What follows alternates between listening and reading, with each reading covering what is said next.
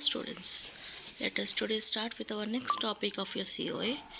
In this topic, in today's class, we will be going to discuss the various different algorithms which is used to perform the computer arithmetics. So, what do you mean by computer arithmetic? Computer arithmetics are nothing but performing addition, subtraction, multiplication and division. So we people know that how we are going to perform by using your pen and pencil. But how does your computer will perform those arithmetic operations? Let us discuss one by one, and based on that one, what are the different algorithms are there? Those things we are going to discuss in today's class. So the topics to be covered in this rest part of our first unit are nothing but your introduction to your computer arithmetics, addition and subtraction algorithms, multiplication algorithm, division algorithm, and next we'll get into the floating point arithmetic operations. Okay, and coming to a decimal arithmetic unit and decimal arithmetic operations, we don't have in our subject, but just as a revision we'll be going to discuss those things. Coming to our introduction part, what does your arithmetic instructions is nothing but it is done in the digital computers to manipulate the data to produce the results necessary for the solutions of computational problems. These instructions performs arithmetic calculations and are responsible for the bulk of activities involved in processing the data in a computer. So it is nothing but the arithmetic instructions which you have been using in your program to perform some computational problems. Four basic arithmetic operations are nothing but your addition, subtraction, multiplication and division. From these four basic operations, it is possible to formulate other arithmetic functions and solve the problems by means of numerical analysis method. Okay, by using these four basic operations, I can perform any other arithmetic functions. An arithmetic processor is a part of your processor unit that executes the arithmetic operations.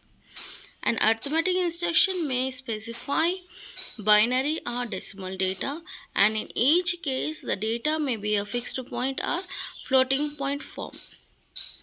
Okay, so an arithmetic instruction may specify the binary or decimal data. Okay, and the data can be in the fixed point representation or floating point representation. Whereas when you go with the negative numbers, it can be represented in two forms. One can be sign magnitude form and the second can be a sign complemented representation. Sign magnitude or sign complement representation.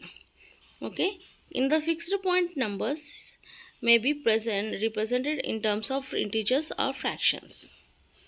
Okay, what actually you mean by an algorithm? The solution to any problem that is stated by a finite number of well-defined procedural steps is known as an algorithm.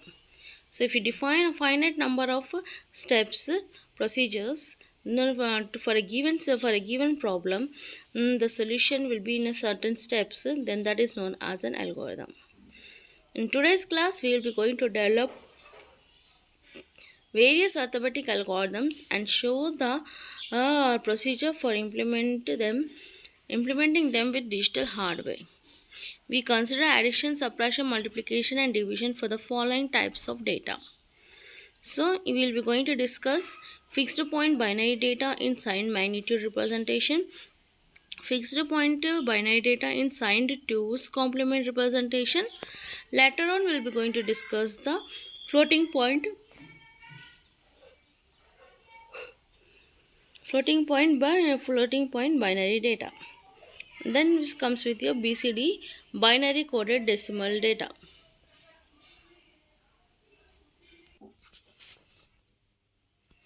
Binary coded decimal data. Okay, let us come with an addition and subtraction. The addition and subtraction of an algorithm for data represented in the sign magnitude and again data represented in the sign 2's complement. It is important to realize that the adopted representation for negative numbers refers to the representation of the numbers in the registers before and after the execution of the arithmetic operation. It is compulsory that you should have an idea before that whether you are following the signed magnitude representation or signed two's complement representation. What actually you mean by signed magnitude representation? A signed magnitude representation is nothing but whatever the decimal number is there, that decimal number will be represented in terms of binary number. Okay, coming to our sign, that is positive or negative sign, that will be represented as an MSB bit. The most significant bit, if it is 0 means it is a positive number, if it is 1 means it is a negative number. So that type of representation is known as a signed magnitude representation. When you go with the signed two's complement representation, this signed two's complement representation is nothing but a positive number will be represented as it is, whereas your negative number will be represented in terms of two's complement. Whatever the given negative number is there, that negative number is been converted into two's complement form. Okay, let us go with the first algorithms based on the signed magnitude data. Okay, addition and subtraction with signed magnitude data. The representation of a numbers in signed magnitude is familiar because it is used in everyday arithmetic calculations. Okay, the procedure for adding and subtracting two signed binary numbers with paper and pencil are simple and straightforward. A review of this procedure will be helpful for deriving the hardware algorithm. Okay, by using this pencil and pen,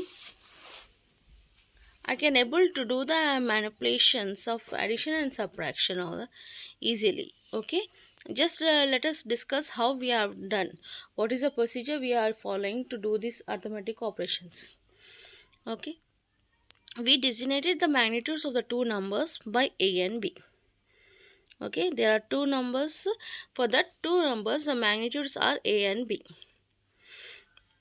When the sign of numbers are added or subtracted, we find that there are 8 different conditions to consider, depending on the signs of the numbers and the operation to be performed. Suppose if I want to go with an addition operation between the two numbers. So in that case, what happens if I am doing the addition of A and B, the A number can be positive and B number can be positive.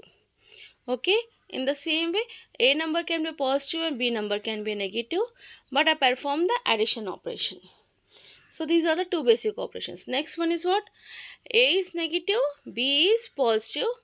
I will need to perform the addition operation. Both numbers are negative, I need to perform the operation. So to perform the additions on two numbers, we get 4 combinations.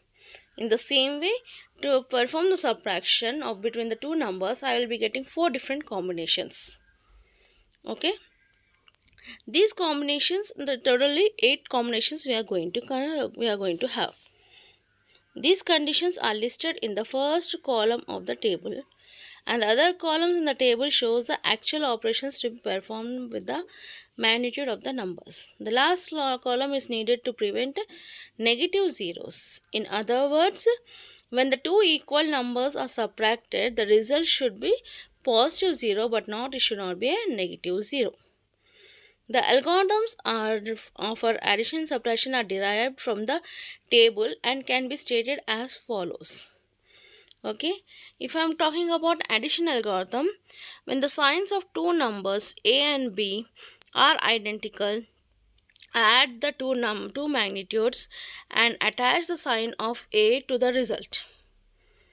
Okay, when the sign of A and B are different, compare the magnitudes.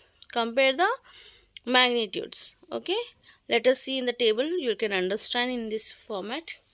This is addition and subtraction of the signed magnitude numbers.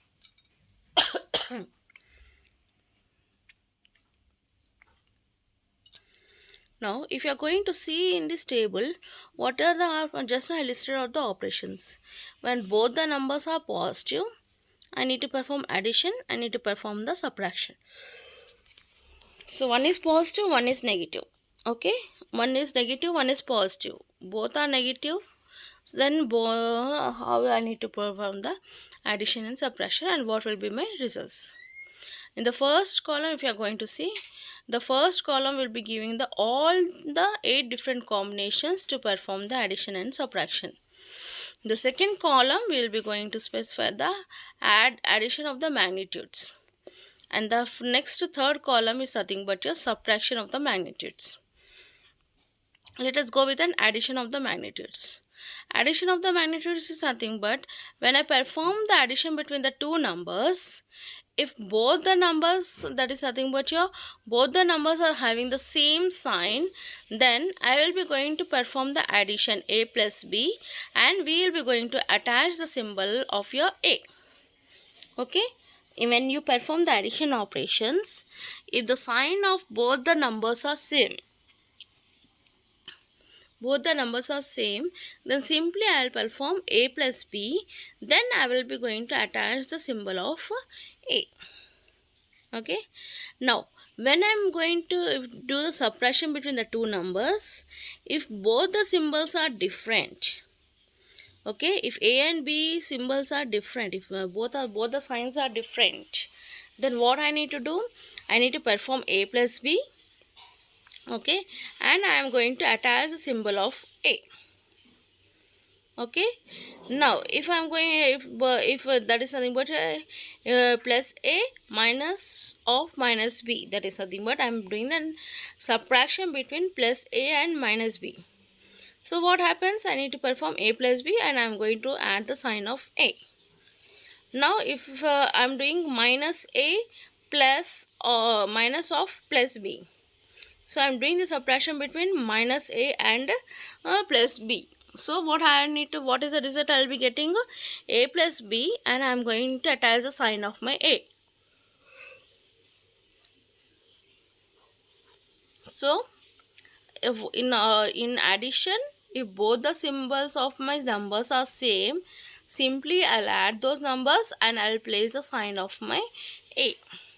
If I'm doing the subtraction, but the symbols of both the numbers should be different, then I'll be going to add those two numbers and I'll going to place the symbol of my a.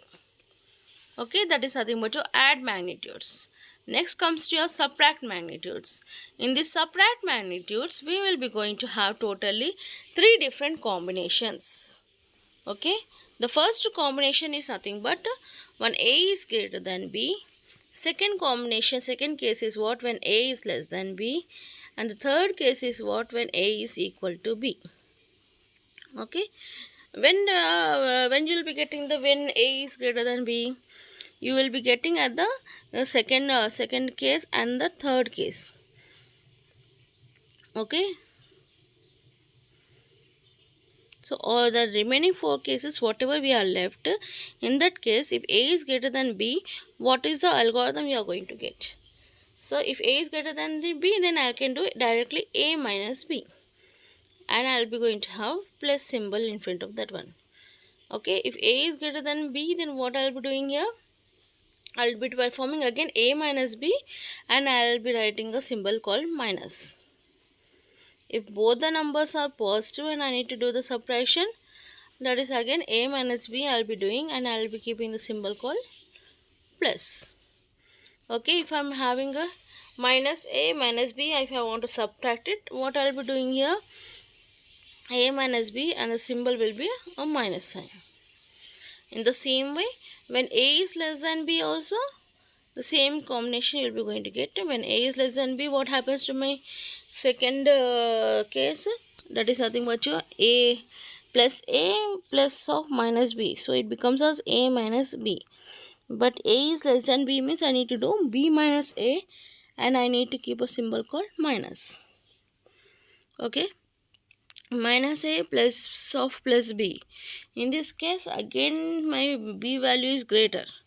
So what I need to do, b minus a, and I need to place a symbol called plus. Why? Because b is greater and the b symbol is a positive symbol. Similarly, for the next two cases also, you are going to do b minus a, and the symbol will be negative, and the next one will be a positive symbol. When both the a and b are equal, what I need to do? I need to do a minus b. I need to place a symbol called positive. So that is nothing but I will be getting a positive 0 over there. So this is nothing but your simple table which we already follow, that is been placed in a proper way. Now let us go with a hardware implementation of this one. To go with a hardware implementation of this one, so that to implement these two arithmetic operations with hardware, it is first necessary that the two numbers to be stored in registers. So what I'll be doing here, I need to store these two numbers in two registers. So I'll be using two registers called as A and B. Okay. So we are going to store the magnitude of the two numbers A and B. Okay. And what happens? A and B both are having the sign. So for that one, I'll be using another two flip-flops which is used to store the sign bit. Okay. So for A, I'll be using AS as flip-flop. For B, I'll be using BS as flip-flop to store the sign bit. The result of the operation may be transferred to the third register. However, a saving achieved if the result is transferred into the A and AS. Okay. So what we will be doing after performing this addition or subtraction, the result will be again saved into the accumulator register, which is known as an A register, and the sign of that result will be stored in the AS, that is nothing but your AS flip-flop. Okay. Now consider now that the hardware implementation of the algorithm above. In the previous table, based on the previous table, we will be going to draw the algorithm. That is something but your hardware implementation we are going to implement.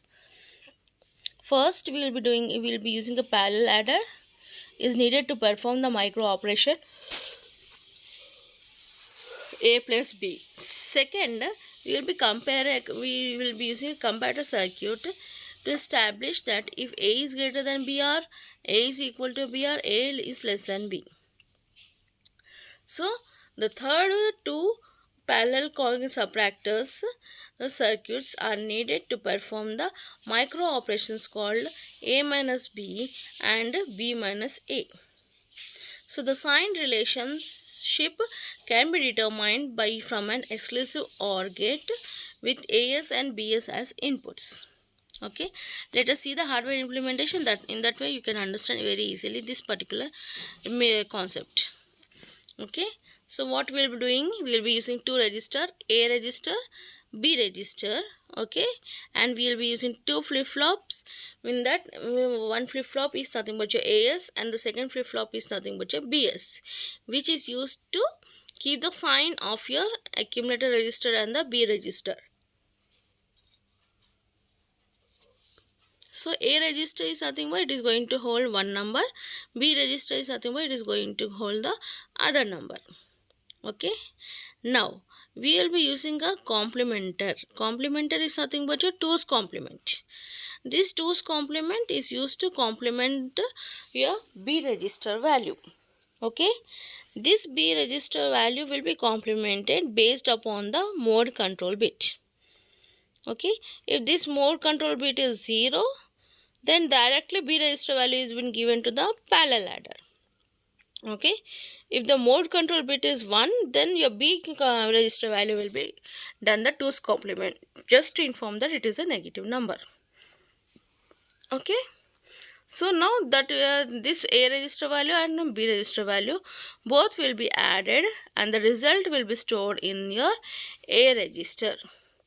If there is an output carry which has been generated, then that will be stored in the E flip-flop, which is nothing but your output carry flip-flop. Okay, and the sign of the result will be stored in the AS register, AS flip-flop. Okay, so this is nothing but a simple hardware implementation of the sign, magnitude, addition and subtraction. Okay, so this complementary consists of an exclusive OR and the parallel adder consists of a full adder circuit. If this complementer is nothing but it is internally it is going to have an exclusive OR gate which takes the sign of both AS and BS, and it will perform the exclusive OR operation to go whether to go with the complementer or whether you need to represent as it is. Okay, and this parallel adder is nothing but internally it consists of a full adder circuits. If I'm using an 8-bit addition, then I'll be using 8 full adder circuits. If I'm using 4 bits, then I'll be using 4 full adder circuits internal to the parallel adder. The same thing, if you're going to see, the algorithm for your hardware is nothing but, let us first go with an addition operation. This addition operation, I'm going to have two values A and B. Okay, this A and B I am going to do exclusive OR operation of your sign values. Okay, AS and BS. So what does this exclusive OR gate says? If both the inputs are same, the output will be 0. If both the inputs are different, output will be 1. So according to our table, what happens in this? According to our table, when I'm considering only the addition operation. If both the signs are same, then I need to perform A plus B and I need to attach my A symbol. So what I am doing here, both the values are same, that is nothing but AS and BS values are same, means what happens, exclusive OR will give my output as 0. So when it gives us a 0, what I need to do, I need to do A plus B and the result will be stored in the EA. Okay, E is nothing but your overflow flag bit. Okay, and AS will be going to consider as the same AS symbol only. So what happens, the E is nothing but your addition overflow, and then you will be getting into the end stage, that is nothing but your result will be present in the A and AS. Okay, now if both the symbols are different, if A and B both the symbols are different, then I need to consider whether they are equal or greater than or less than. Okay, then I need to perform the operation. So what happens here, if AS and BS both are not equal, then I will be coming to this particular stage. In this case, what I will be doing here, A plus B complement plus 1, that is B complement plus 1 is what, 2's complement, that is nothing but your B will be a negative number. So that is nothing but your A minus B I am performing over here. Okay, after doing A minus B, I will be checking whether my E is 0 or 1.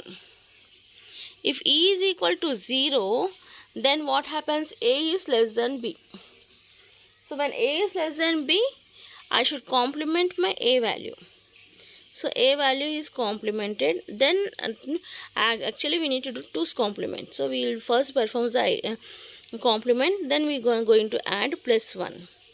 And the sign of my A will be complemented. And the result will be AND. Okay, if E is equal to 1, so that means that A is greater than or equal to B. So in this case, now again I will check my A value, whether it is equal to 0 or not. If it is equal to 0, your sign bit will be 0. Why? Because it should be a positive 0. So once it gets A is equal to 0, then it is a positive 0. It comes to the end result. If it is A is not equal to 0, okay, that means that A is greater than B and the results are there in the A and AS, and it comes to the end session. Okay, so this in the steps we will be going to use. Only when E is equal to 1 or 0 we are going to check. Now this is part of your addition. When you go with the subtraction, in the subtraction A is contains minute and B is contains the superand.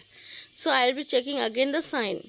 In the sign, if AS and BS both are not equal, then I will be going to do A plus B and I will be going to keep the AS sign as it is.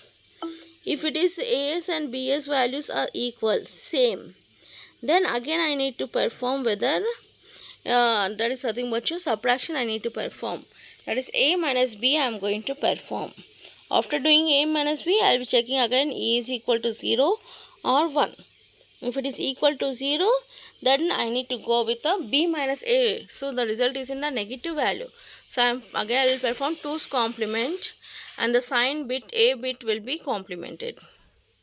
Okay, when you go with the a is that is nothing but e is equal to 1, that means that a is greater than b, or a is equal to 0, a is equal to b. So this is nothing but a simple algorithm of your sign addition and subtraction with the signed magnitude form.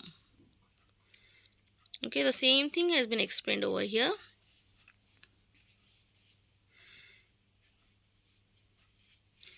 Let's come to the addition and subtraction using the signed 2's complement data.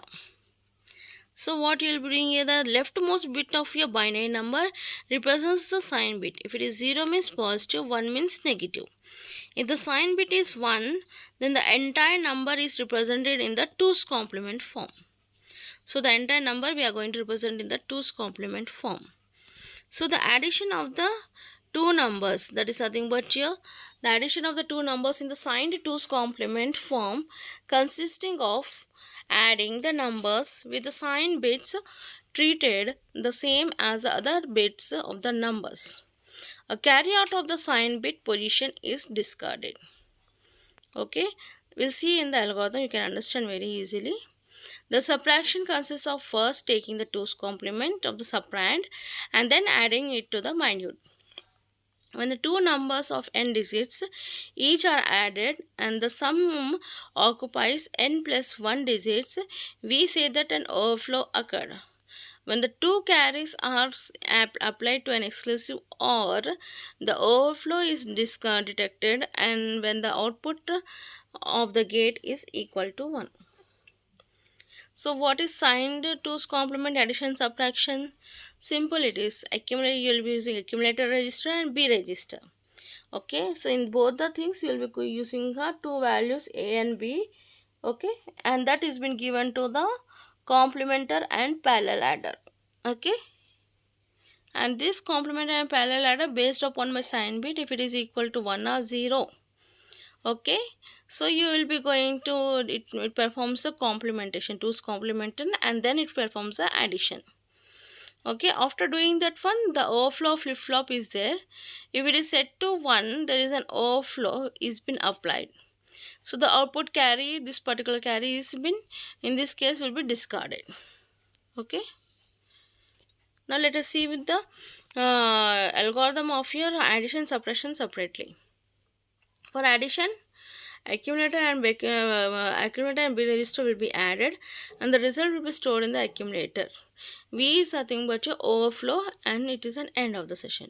For subtraction, what I will be doing, accumulator minus B. So minus B means I am doing the 2's complement for the B value.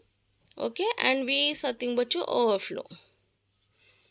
Okay, so this is nothing but a simple algorithm for your addition and subtraction. The overflow bit V is set to 1 if the exclusive OR of the last two carries is 1 and it is clear to 0 otherwise.